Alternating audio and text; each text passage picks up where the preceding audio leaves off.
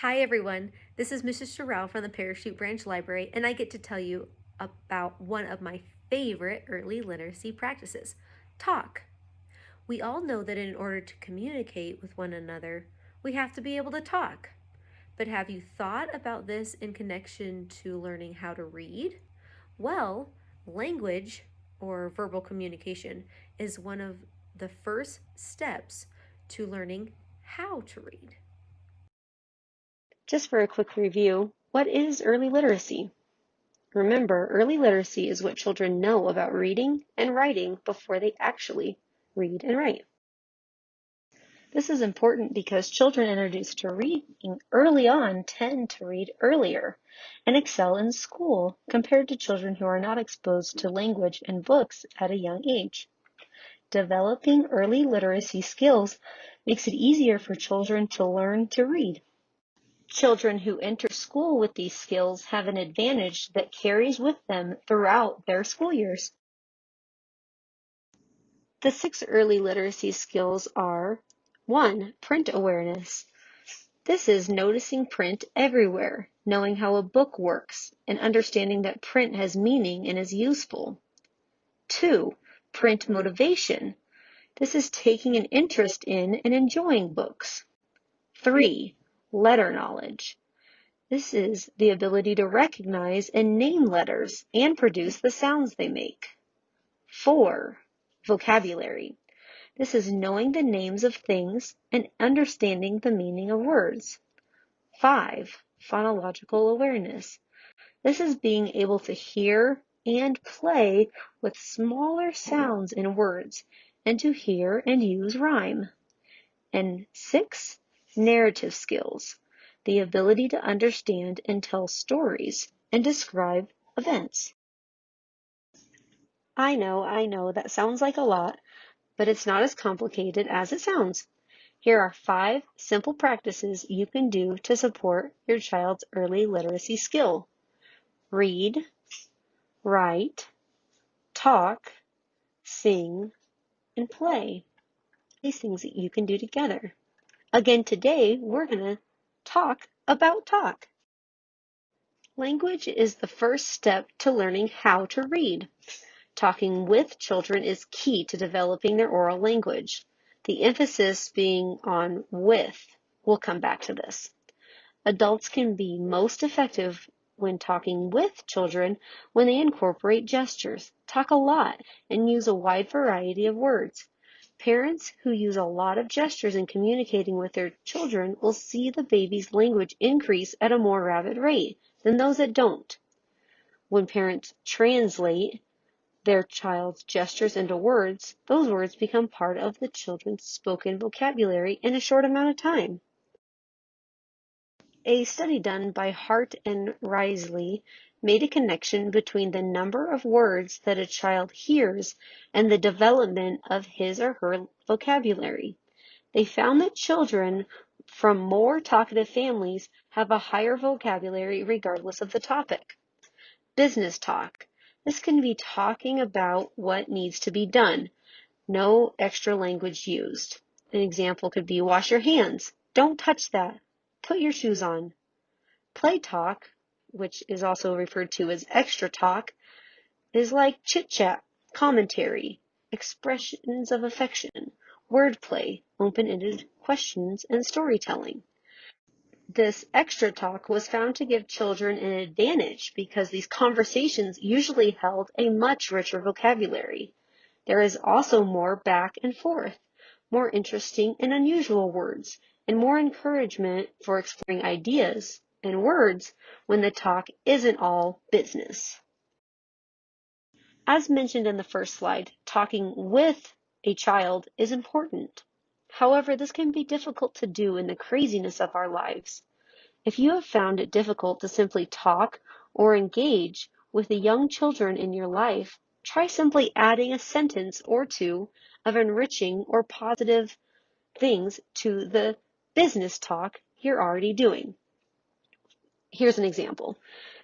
So this is just business talk. Put your shoes on. We're going grocery shopping. And now this is business talk with extra talk. Put your shoes on. We're grocery shopping. It will be a quick trip, but our friends are coming over tomorrow and I need some ingredients for dinner I'll be cooking. I was thinking of making lasagna. Which you like? See, this just still comes across as a type of business talk, but the amount of words shared increased and even became personal. This will help the children listening to start including these words or phrases into their communication very soon. It's not just about what you say, but how you say it. This can affect the amount and kind of language children have. Be supportive and respectful. Parentese or baby talk to a child 9 months old or younger will actually engage the child longer because of the high-pitched, slow-paced talk with longer vowels and clear speech. Research also shows talking to children with more encouragement and positivity leads them to learn more language. Hence, the more motivated children are to explore a variety of topics, try out relationships, to listen and practice, to add words to those they already know, and to notice things like facts and relationships between things. Now let's talk about some pre-talking and talking milestones for your child. Remember, all children develop at a different rate, so these are just ranges of time that you want to assess your child to see their progress when learning language, communication, and talking in general. So from like 0 to 1 years old, they could be just crying for their needs. They're imitating the sounds, maybe a few words that you're saying. They understand instructions and they kind of recognize common items. Between 1.5 and 2 years old, they may recognize some people's names and instructions with gestures that are being made. They move from a few words to simple phrases. They can be understood maybe half the time by a person that is with them most. When a child is between 2.5 and 4, they start to speak clearly in simple sentences, string multiple words together, and maybe understand a two-part request, like, would you please put your shoes on and get in the car so we can go to the park? Thanks. And between 4 and 5 years of age, they learn to speak much more clearly and in complex sentences. They're identifying things like colors, shapes, and letters. They even understand the concept of time and even more complex demands. Although I could tell you about so many early literacy tips, I'm going to tell you about 6 today that can help improve your child's ability to talk and then communicate. Number 1, verbalize the child's gestures. This is attempting to communicate what the child is asking for or showing you. Now, I'm going to challenge you. If you figure out what the gesture means, ask the child to repeat back to you what they are asking for or saying, even if that may sound like nonsense to them. Number 2, repeat what the child says. So restate a mispronounced word or sentence with incorrect grammar, but change it to include the correct word or grammar, but do it without forcing the correction. An example could be, the child says, "We goed to the park yesterday." But you can then respond, "Yes, we went to the park yesterday." When you repeat something that the child has said, wait and see if the child will speak again. Sometimes this can encourage the child to say more than if you asked a direct question. Try to wait at least 5 seconds for the child to respond. Number 3, use compelling themes. A theme is just a subject that is rich in content, and a child will gain more knowledge about the subject and the world. Themes that are interesting to a child can help him remember ideas and facts and push him to ask questions and think critically. Tip number 4, ask open-ended questions. Try asking the child a question that doesn't have an answer that is yes or no, but that the child has to think really hard about to answer. Tip number 5 is called Strive for 5. This means try to have 5 interactions. These are multiple positive turns back and forth between the adult and the child during a conversation. The term strive for 5 and other research was done by Dr. David Dickinson about 5 exchanges between an adult and a child. These exchanges can simply be an adult asking a question, answering a question, stating things like, "Tell me more," "That's interesting," or "I remember when." The 6th tip is just think out loud. Know what you're doing. Be curious and recall abstract uses of language, all the while allowing children to interrupt or comment on what you're saying.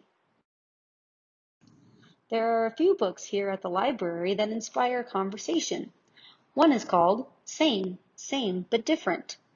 If you check out our GCPLD website or our YouTube channel, you will see me reading this book and having a conversation with you about it. This book shares the story of 2 boys who, despite living on different sides of the world, have so much in common. Another book is Archie and the Bear. This book says no one listens to Archie at home when he says he's really a bear, so he wanders into the woods where he makes friends with another feeling misunderstood. Another book is called Don't Forget the Bacon. This one's about a young boy who sets out to do some shopping, thinking he can remember the small list of items he must buy, but the distraction he sees along the journey cause an awful muddle. Another book is the classic Amelia Bedelia. If you've never read one of these books, it's the perfect story for exploring the importance of effective communication. And the last book that is good to inspire conversation is You Are My Happy. This book is about gratitude for things in life, both big and small, that bring us happiness. Here at the library, we have a Talk Storytime kit. This is a bunch of books put together that inspire conversation. Here's a picture of all the items that are in there. The little frog is actually a hand puppet, so when you read something like, "I don't want to be a frog," you can use the frog to help you. Another book in there I want to point out is Goodnight Gorilla. This is a wordless book, and it's really good to ask questions on every page, asking, what do you see here? What else is happening? And inspiring conversations before bedtime. Please come pick up a make and take activity here at the library. We have wooden discs, Mod Podge and foam brushes, and a little canvas bag. There are also pictures, and you can ask for them at the desk. These pictures just adhere to the wooden disc in the Mod Podge, and once they've dried, you can put them into the canvas bag. When you're having a difficult time trying to figure out something to talk about, you can take one of those discs out of the bag and ask the child, "What do you see here? What letter is this? Tell me a story." And try to utilize some of your early literacy skills and tips that I gave you earlier. Have fun and enjoy your conversation.